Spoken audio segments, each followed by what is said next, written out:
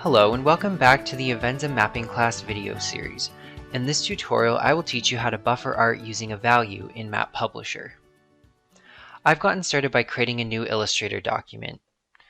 First, I want to select Import, and I would like to import a MIF file. So I'm going to click Browse, and I'm going to find the Burl Roads MIF file in the Tutorial Data folder. I can see here that no coordinate system has been specified. So I'm going to click on this and I'm going to find the UTM coordinate system, which uses NAD83, and Burlington is in zone 17, so I'm going to select that and import it.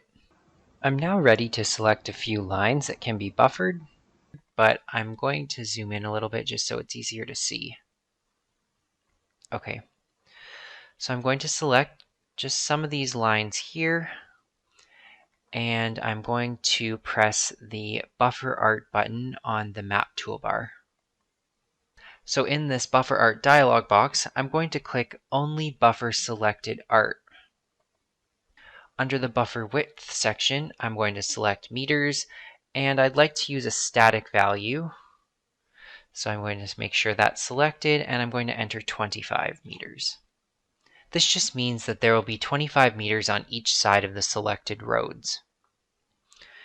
Next, under the Destination section, I'm going to make sure that New Layer is selected, because that means that I'm going to store the buffers on a separate layer.